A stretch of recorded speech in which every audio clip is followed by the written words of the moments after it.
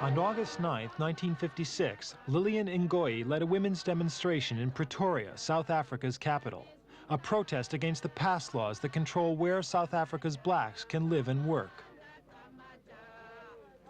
The United Nations has chosen the 25th anniversary of that demonstration as South African Women's Day. I think the policeman is a father.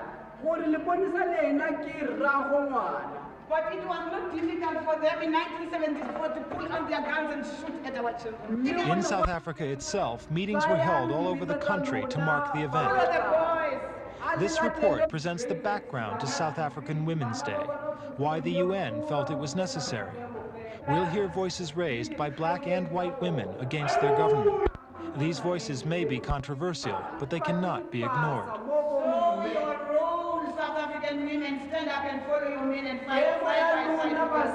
One woman who marched with Lillian Ngoyi that August day 25 years ago is Dora Tomana, now 80 years old and blind. She remembers the march clearly. The 20,000 women went to Pretoria to see the Prime Minister, Mr. Strydom, against the pass laws. They went with petitions to tell Mr. Strydom that it's a hard struggle, the pass laws to the women. Ngoyi herself died in March last year, a figure unknown to most of South Africa's white community, but a heroine to many blacks. Her funeral became a celebration of black militancy.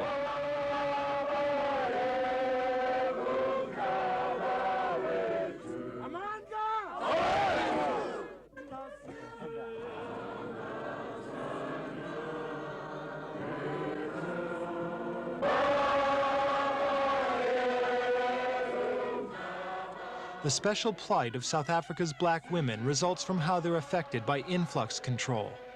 Just what do the pass laws mean? Many black South Africans live in rural homelands or Bantustans. But life is hard there. The soil is barren. Many children die from malnutrition.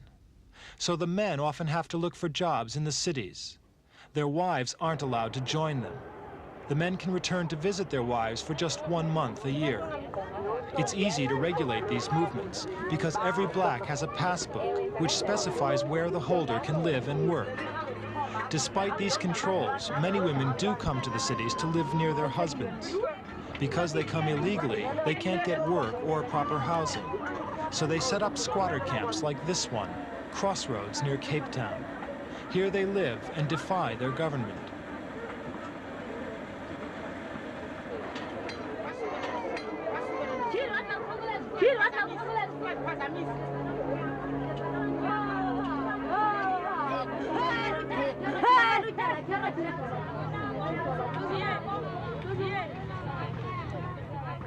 In the squatter camps, women and children face the constant threat of deportation. The government aims to return them to black homelands like Transkei and Ciskei. Yet some have lived here for years. Are they supposed to go back to the Transkei and Ciskei? They've got nowhere to go. But that is what they are telling them to go. They must go back to Transkei, which is, they've been here for 20, 27 years, even more than that.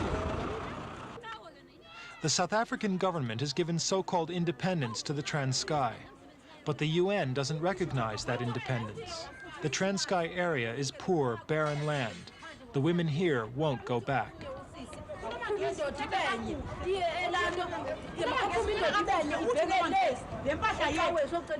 Many South African blacks are not South African citizens. Gloria Dikani is a 19-year-old beauty queen living in Cape Town. Her parents left Transkei many years ago. But under South African law, Gloria is still a Transkeian. She can't hold a South African passport. And that means she can't travel widely abroad because foreign countries don't recognize Transkei. We asked Gloria why she's not a South African citizen. Because my parents are Transkeians. How long have they been living in Cape Town? Excuse me? How long have they been living in Cape Town? Since 1944, they've been living here. And have you been to the Transkei at all? Never seen Transkei. Never before. I don't even... You're a Transkeian citizen. Well, yes, they said that because my parents are Transkeians, which I can understand. Because they don't even know what Transkei looks like. But Gloria is lucky. She's a permanent resident of Cape Town. Miriam Mongensi isn't. Miriam and her children came to Cape Town 2 years ago to join her husband, who's working here. Early this year, Miriam and 54 other women were deported to Transkei by bus. When they got there, they walked over 40 miles, then hired another bus to come right back to Cape Town. And the hostels where they are living, the people are legalized here in Cape Town. The government gave way. It has now allowed Miriam and the other women to stay. They now have legal status. But those who squat illegally in shanties like Crossroads have no status at all. They can be evicted at any time. After every police raid, the women organize protests.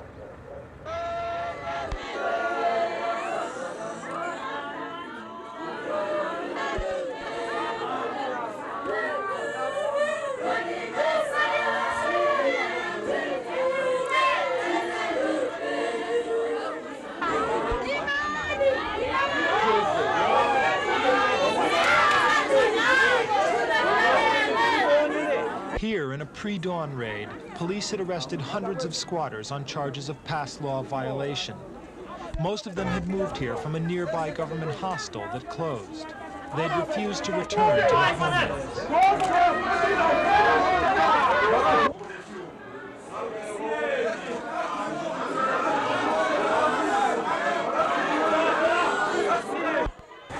Wives and friends of the detainees went to the police and asked, "Why don't you arrest us also?"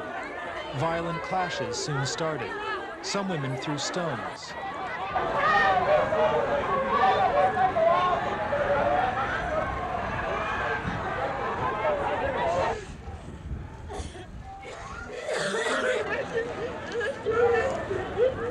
The police finally cordoned off the area.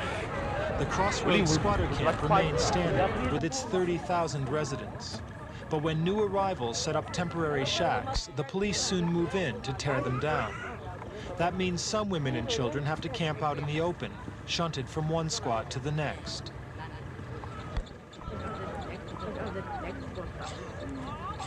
Official government policy will not tolerate new shacks being built near Crossroads.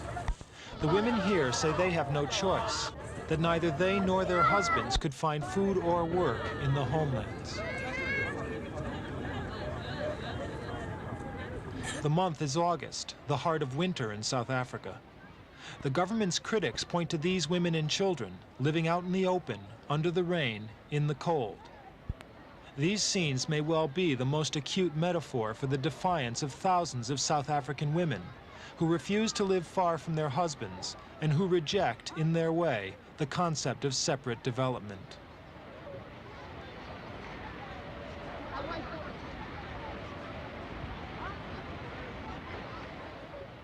The women squatters do have support in some liberal sections of South African society, and some of the most vocal of that support comes from other women.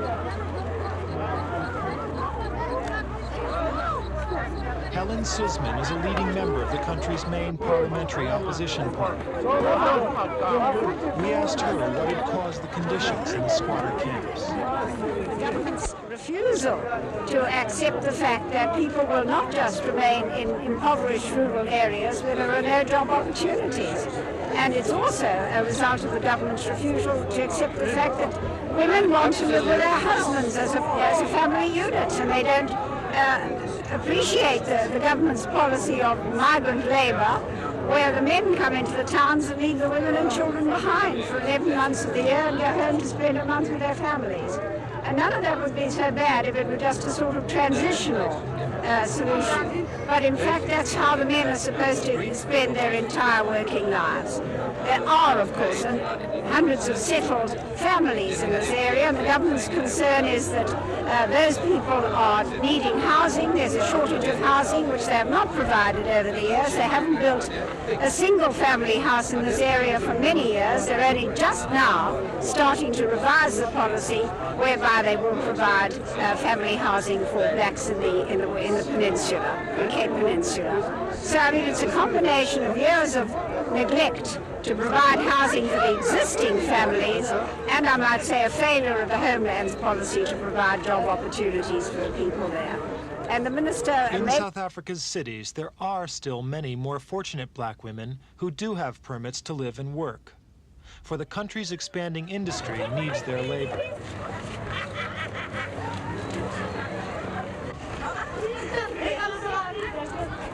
These women may be luckier than the squatters, but their working conditions can still be precarious. Many say they receive exploitation wages, salaries that are always lower than those of men doing the same work. Colored women of mixed race, like these machinists leaving a clothing factory, don't come under the pass law system. But in jobs, all non-white women tend to suffer from lower qualifications.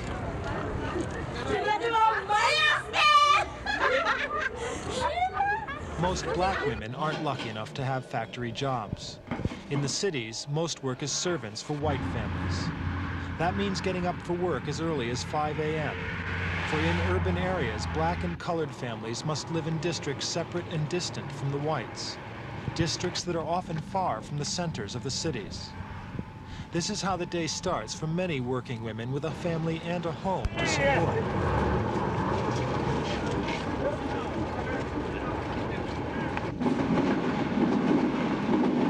Once these commuter servants arrive for work, they'll spend their day looking after the children of white families. Other servants, those that live with white families in servants' quarters, have little privacy. Under a recent law, white homeowners must deposit a duplicate set of keys to the servant quarters with the police. This is so the quarters may be searched at any time by police or city council employees. No live-in domestic worker can have her husband or baby in her room after midnight. All domestics suffer job instability and low wages.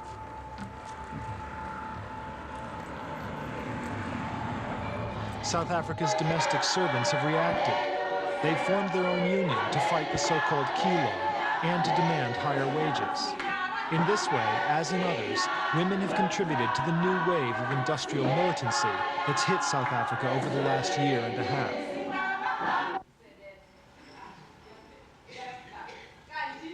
Therefore, we are very proud of this day to launch SADWA, to unite you. The government has shown that it has the means to strike hard at organized opposition. The one black activist it most feared has been in jail for years now, with no prospect of release. His name is Nelson Mandela, and his wife Winnie Mandela still visits him. How does she feel about her husband? Well, you know, I still look forward to married life like any other young unmarried girl. I never lived with him, and we shall lead our normal life really when he is released. What happens when you visit him? When I visit him, I see him for about 40 minutes at the most. I see him through the glass partition, and we speak to each other through the phone like everybody else. And there are usually 3 or 4 officials behind him and a similar amount behind me. So in fact, there is no privacy at all. And how long has this been going on? This has been going on for the past 16 years. This is the 17th year now. Campaigner Helen Joseph has also been jailed and 3 times placed under house arrest. She marched with Ngoyi in Timona that August day 25 years ago. How does she see the prospects for South Africa now? 20 years ago, I believed that peaceful change was possible. I don't believe it anymore. And it's not I who have changed in any way myself. It's because this view has been forced upon me by the violence that is being exercised by this government, the violence of institutionalized violence, shooting, everything, detention. And this is going to go on, and this repressive action can only take one road, and that is the road of Zimbabwe. Can't take any other road. Road of Mozambique. I don't know how long. In Soweto 5 years ago, hundreds of black youths died in clashes with police. The government accused Winnie Mandela of harboring political agitators. From its previous experiences. Yes, it is true. I was highly involved, like every other parent, in the uprising in 1976. The South African government has learned absolutely nothing. What is happening today is precisely what we predicted would keep on happening, and that until liberation is attained in this country, there will be 1,000 other Sowetos, and there is likely to be a worse bloodbath than we saw in 1976, because the people's patience cannot remain like this forever. These, then, are women's voices in South Africa today. The militants, black and white, who are intimately involved in opposing apartheid. Mandela and Joseph, Suzman and Timona, and countless others whose names remain unknown. Many whites in South Africa oppose them bitterly, but together they express South African Women's Day, its aims and its spirit.